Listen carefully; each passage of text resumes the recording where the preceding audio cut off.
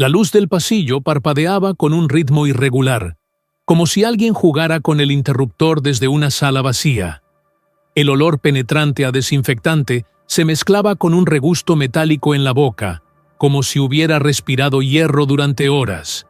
Y fue entonces cuando vi la primera norma pegada dentro de mi taquilla, escrita en letra temblorosa sobre una hoja amarillenta.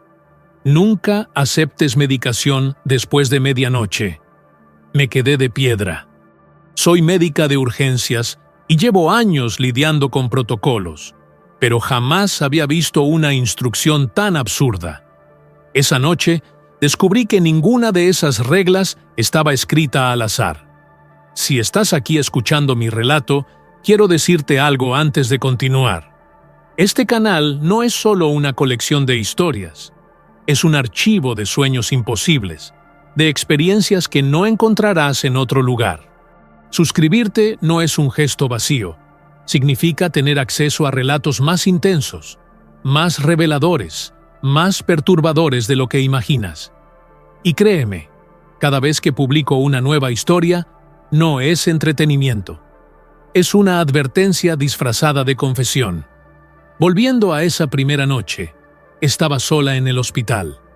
El reloj marcaba las 23:57, cuando empecé a sentir que los fluorescentes respiraban conmigo. No hay mejor forma de explicarlo. Exhalaban luz, inhalaban sombra. Sabía que el turno iba a ser largo, pero lo que no sabía era que cada minuto iba a sentirse como un pulso entre la vida y el olvido. Y todavía no te he contado lo peor. Antes de seguir con las normas, necesito que hagas algo. Déjame un comentario diciendo desde qué país y ciudad estás viendo este relato.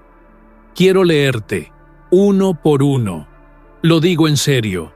Reviso cada comentario, porque sé que algunos de vosotros reconoceréis detalles que yo pasé por alto. Y quizás, juntos, podamos descifrar por qué seguimos atrapados en estas reglas. Llevo más de 10 años en urgencias, y el cuerpo se acostumbra a ciertos ruidos que para otros serían insoportables. El pitido constante de los monitores, el goteo irregular de los sueros, los pasos acelerados de las camillas en mitad de la noche. Pero aquel hospital, esa noche, estaba vacío. No había pacientes, no había familiares en las salas de espera, no había siquiera el murmullo de los celadores. Solo yo, mi linterna de bolsillo y un historial clínico abierto en la mesa, con un nombre tachado en negro. El silencio era tan clínico y absoluto que empecé a escuchar mis propios latidos como si fueran ajenos. Recordé entonces algo que casi nunca confieso. Durante la pandemia, hubo noches en que perdí a tantos pacientes que me prometí a mí misma que nunca volvería a dejar a nadie morir solo. Esa promesa me acompañaba en cada turno, incluso en los sueños. Tal vez por eso aquella nota en mi taquilla me golpeó con tanta fuerza. No aceptar medicación después de medianoche. ¿Qué clase de advertencia era esa? La letra temblorosa parecía escrita por alguien agotado, alguien que había pasado demasiado tiempo encerrado en esas paredes. Cuando hice la primera ronda, encontré otras hojas dobladas en lugares extraños, bajo una bandeja metálica, dentro de un cajón de gasas, pegada en el cristal de una sala de reanimación. Todas contenían reglas breves, numeradas con una caligrafía irregular. La segunda decía: si una enfermera sonríe demasiado tiempo, finge estar dormido. La tercera: no entres nunca en la habitación 404. Y la cuarta: los ascensores solo funcionan en direcciones que no existen. Había algo profundamente metódico en esa colección de normas, como si fueran parte de un protocolo de supervivencia que nadie más conocía. A las 00:17, el ascensor central se iluminó solo. El panel marcaba un piso que no figuraba en el edificio. Era imposible. Conocía bien la distribución. Había trabajado allí incontables noches, pero las puertas se abrieron lentamente, mostrando un pasillo estrecho y demasiado largo, iluminado por fluorescentes que parpadeaban en secuencia. No entré. Me limité a observar cómo la luz se desvanecía hasta apagarse por completo. El ascensor regresó a la planta baja sin que nadie hubiera tocado un botón. Fue el primer recordatorio de que esas reglas no eran advertencias vacías. En el aire flotaba un olor demasiado fuerte a desinfectante, como si alguien hubiera querido borrar rastros de algo que había ocurrido antes de mi llegada. Y sin embargo, bajo esa capa artificial, juraría que olí hierro. Un detalle que cualquier médico conoce: el olor metálico que acompaña a la sangre seca. El altavoz del pasillo se activó sin previo aviso. Un zumbido metálico precedió a un murmullo incomprensible, como si alguien intentara pronunciar mi nombre con la garganta llena de agua. Lo ignoré, recordando la cuarta norma que había encontrado: si oyes tu nombre en el altavoz, ignóralo. Durante unos segundos me sentí ridícula por obedecer una instrucción escrita en un papel manchado. Pero entonces, el altavoz emitió un sonido más nítido. Una voz femenina, clara y segura, dijo mi nombre con una entonación demasiado precisa, demasiado familiar. Esa exactitud era lo que lo hacía insoportable. La lógica médica me decía que debía investigar, que quizás algún sistema de prueba se había activado de forma accidental. Sin embargo, cada célula de mi cuerpo se tensó, instándome a permanecer inmóvil. La voz volvió a pronunciar mi nombre, esta vez con un eco imposible, como si viniera de detrás de mí. Miré mi reflejo en una ventana, y juraría que la sombra que vi no correspondía a mis movimientos. El reflejo parpadeó una fracción de segundo después que yo, como si alguien más estuviera replicando mis gestos desde dentro del cristal. Guardé silencio y me forcé a caminar despacio. El aire había cambiado. Bajo el olor a desinfectante emergía una humedad rancia, como la de un sótano cerrado demasiado tiempo. El pasillo parecía más largo de lo habitual, y las lámparas fluorescentes parpadeaban siguiendo un patrón, como un código que no lograba descifrar. Ese detalle, aparentemente insignificante, acabaría siendo crucial más adelante. Fue entonces cuando encontré otra hoja, deslizada en la ranura de un casillero metálico. La regla estaba escrita con mayor presión. La tinta corría en trazos bruscos. Si el reloj central se detiene, no lo mires 2 veces. Levanté la vista hacia el gran reloj en la sala de espera. Marcaba las 00:32. Las manecillas avanzaban con normalidad, pero su tic-tac sonaba irregular, como un corazón fatigado. No sabía aún lo que significaba, pero la advertencia parecía más urgente que las anteriores. Mientras regresaba hacia la sala de enfermería, volví a escuchar mi nombre. Esta vez no venía del altavoz, sino de un susurro apenas perceptible justo detrás de mi oído izquierdo. No giré la cabeza. Seguí caminando con la mandíbula apretada, convencida de que una sola mirada podía costarme más de lo que estaba dispuesta a pagar. El plano arquitectónico del hospital que conocía de memoria nunca incluía una habitación con ese número. Sin embargo, al final del pasillo norte, allí estaba. 404, pintado en negro, sobre la puerta. Me quedé inmóvil. La tercera regla lo advertía con claridad. No entres nunca en la habitación 404. Y sin embargo, el picaporte brillaba como si alguien lo hubiese tocado segundos antes. Me acerqué con cautela, sosteniendo la linterna. La luz temblaba sobre la madera, revelando marcas de uñas en la parte baja de la puerta, como si alguien hubiera intentado salir arrastrándose. Fue entonces cuando escuché una voz conocida, tan clara que se me heló la sangre. Reconocí el timbre exacto de un paciente que había perdido años atrás, un hombre al que vi morir en una sala de urgencias mientras yo trataba inútilmente de reanimarlo. Me llamaba por mi nombre, con un tono suplicante, idéntico al de aquella noche. El dilema fue inmediato y devastador. Abrir para ayudar aun sabiendo que las normas lo prohibían? ¿O dejar la voz apagarse detrás de la madera? Mi promesa personal de no abandonar nunca a nadie me empujaba hacia adelante. Pero la frialdad clínica de mi entrenamiento me recordaba que obedecer protocolos salva más vidas que la compasión impulsiva. Coloqué la mano sobre el pomo.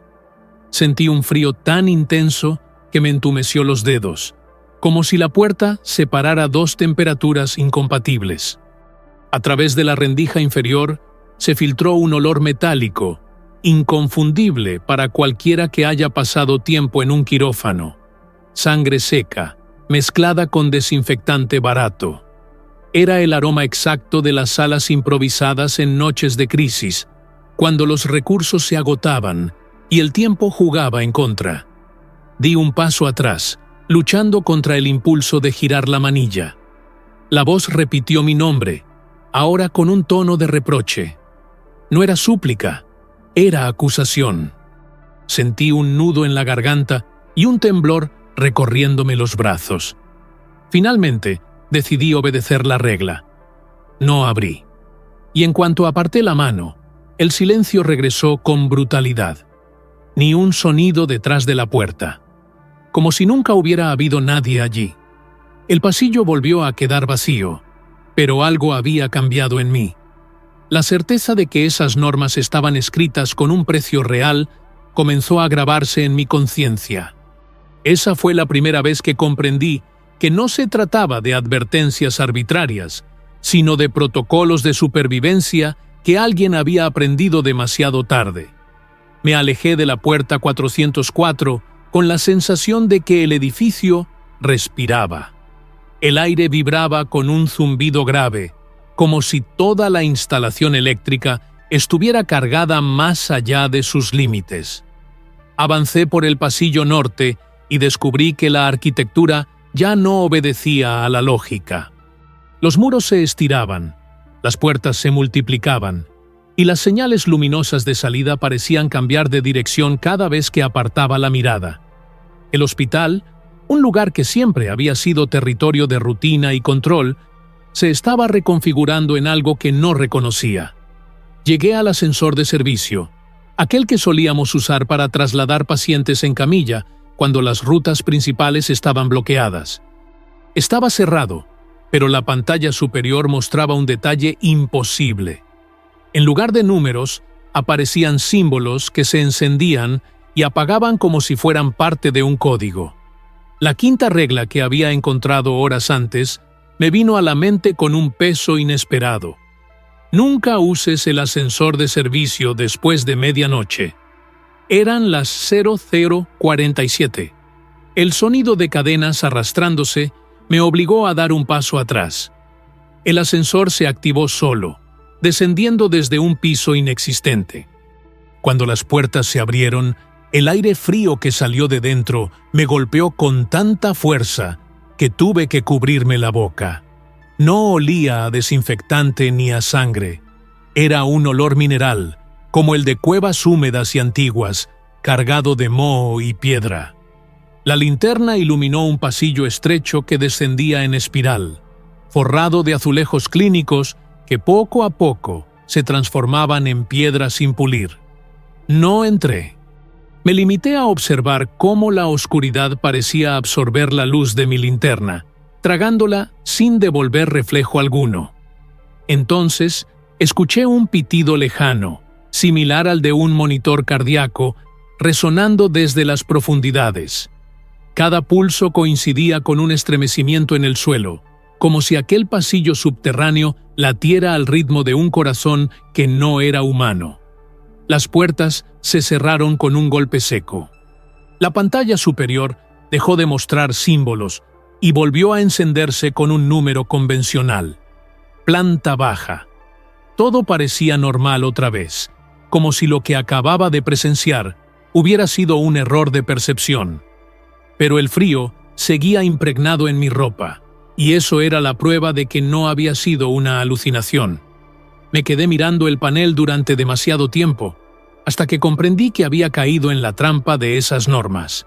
Cada instrucción, cada advertencia, no solo delimitaba lo prohibido, también revelaba lo que estaba acechando al otro lado, esperando que alguien se atreviera a romperlas. El pasillo me condujo hasta una sala intermedia que conocía bien. Era la antigua unidad de observación, cerrada hacía años. Las camillas cubiertas con sábanas polvorientas formaban filas inmóviles, como cuerpos esperando un turno que nunca llegaría. El aire estaba denso, cargado de humedad y de un olor metálico, el mismo que había sentido en la puerta 404. Una corriente invisible agitó una de las cortinas, y por un instante creí distinguir una silueta humana bajo la tela.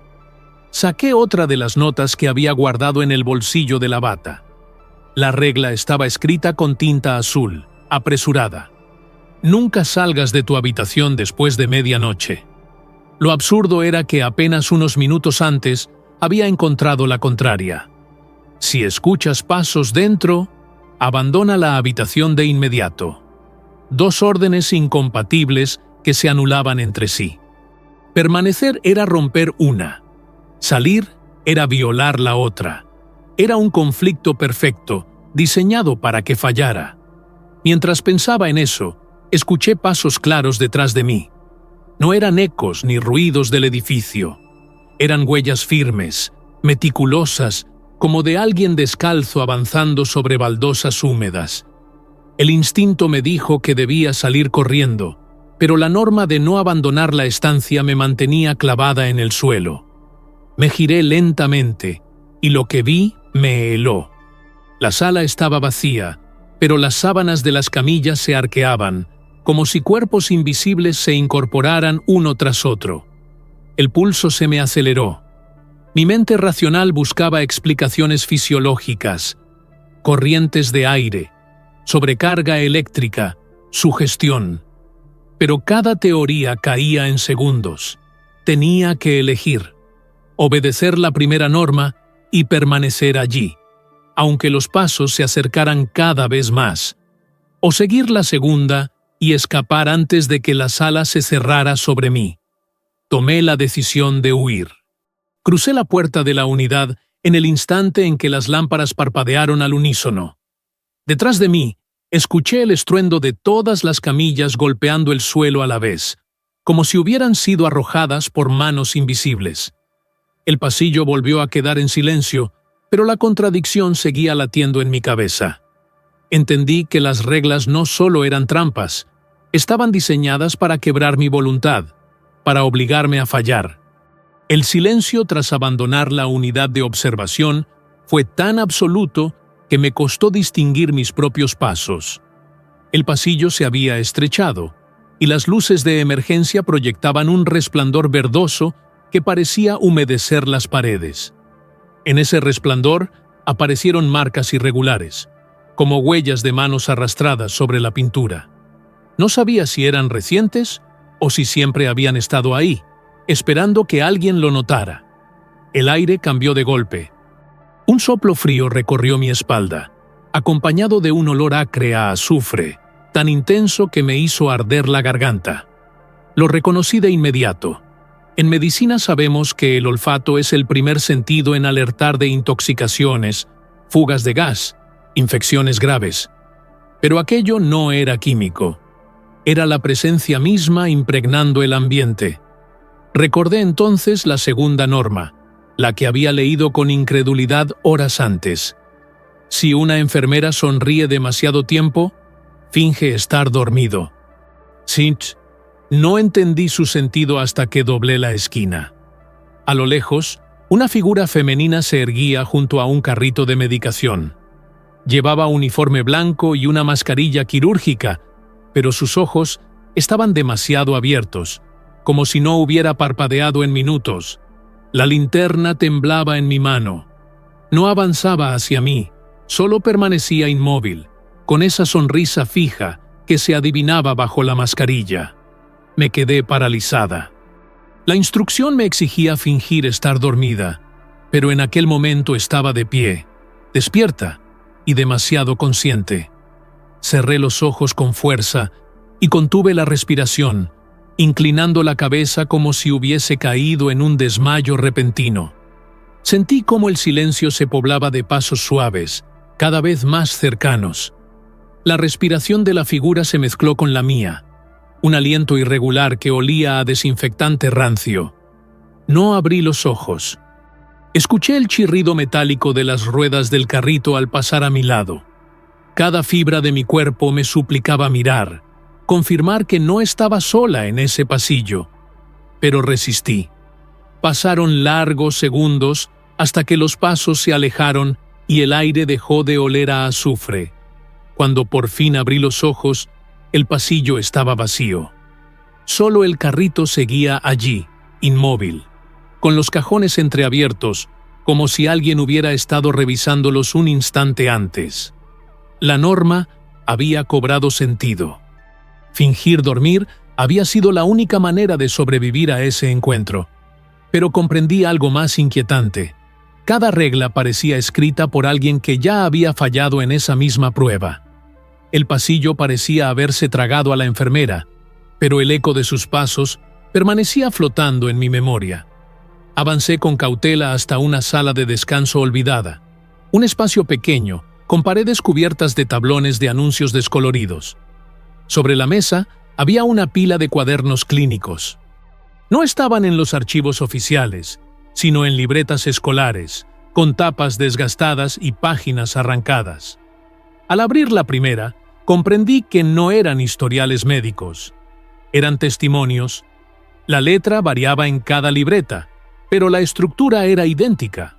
Reglas, advertencias, descripciones de encuentros imposibles.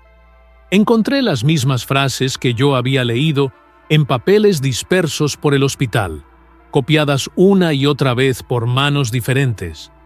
Algunos añadían comentarios desesperados, tachones violentos, líneas que terminaban en manchas de tinta. Alguien había escrito: «No repitas mi error. Si fallas, la norma se reescribe sola». Otro anotó: «No confíes en las luces verdes, te conducen al vacío».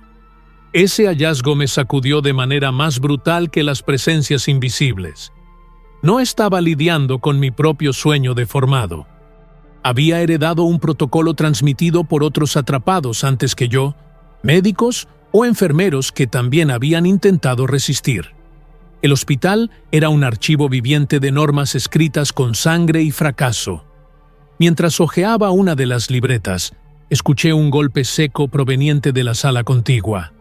Abrí la puerta y vi a un hombre sentado en una camilla, cubierto con una sábana hasta la cintura.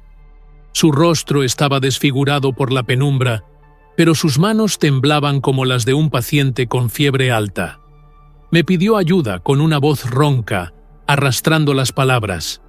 Mi instinto profesional me empujó a acercarme. Pero una de las libretas en mi mano contenía un recordatorio en rojo. Si alguien te pide ayuda y no recuerdas haberle ingresado tú misma, aléjate. No es paciente. Ese fue mi segundo dilema. La humanidad me exigía intervenir, comprobar signos vitales, estabilizar. Pero la lógica de las reglas me exigía desobedecer mi juramento médico. Permanecí en el umbral, con la respiración contenida. El hombre me extendió una mano, pero sus dedos eran demasiado largos, como articulaciones mal formadas. Retrocedí un paso y la figura se desmoronó sobre la camilla, dejando tras de sí una huella oscura que se desvaneció al instante. Cerré la puerta con fuerza y volví a la sala de los cuadernos. Esa fue la primera grieta en la realidad. Comprendí que alguien había estado orquestando esas normas, no como advertencias aisladas, sino como un sistema de control. Y aunque la tentación de romperlo crecía en mí, lo cierto era que todavía lo necesitaba para seguir respirando dentro de ese lugar. Salí de la sala de descanso con las libretas aún temblando en mis manos. El pasillo estaba vacío, pero la sensación de vigilancia persistía, como si los muros se hubieran impregnado de ojos invisibles. Crucé hacia el vestíbulo principal y allí lo vi. El reloj central, colgado sobre la recepción, se había detenido. Marcaba las 03:17 y sus agujas permanecían inmóviles en un silencio absoluto. Recordé la norma escrita en una de las hojas arrugadas.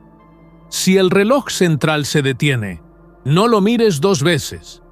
La advertencia me pareció absurda al leerla, pero en ese instante entendí que obedecer o no obedecer era una decisión con peso real.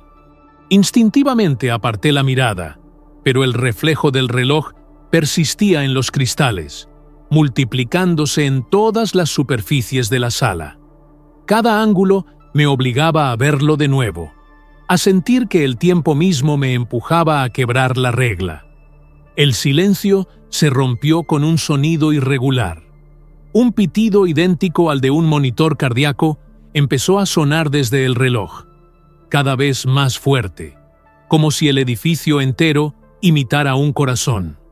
Y con cada pitido, las sombras de la sala se desplazaban un poco más cerca, encogiéndose y expandiéndose como si fueran cuerpos respirando al unísono. Me forcé a mantener la vista baja, clavada en mis propios zapatos, mientras el eco del pitido se transformaba en un goteo metálico. Caí en la cuenta de que el sonido provenía de la recepción. Un archivador abierto dejaba caer papeles al suelo, y sobre ellos caían gotas oscuras, demasiado densas para ser agua. No me atreví a verificarlo, pero el olor a hierro confirmó lo que temía. Tomé una de las libretas y bajo la luz temblorosa descubrí una nota diferente a las demás. No era regla ni advertencia, sino una frase escrita con precisión quirúrgica. El reloj no marca la hora, marca tu permanencia aquí. Esa revelación me heló más que cualquier aparición. No estaba midiendo el tiempo cronológico, sino la resistencia de quienes permanecíamos atrapados dentro del turno. Y yo acababa de detenerlo. El eco del pitido cesó de repente, devolviendo al vestíbulo un silencio tan violento que me zumbaban los oídos. Comprendí que había cruzado un límite. Cada minuto siguiente ya no pertenecía a la lógica del hospital, sino a la cuenta regresiva de mi propia permanencia. El vestíbulo quedó atrás y el hospital empezó a repetirse. Cada pasillo que recorría volvía a mostrarme los mismos detalles.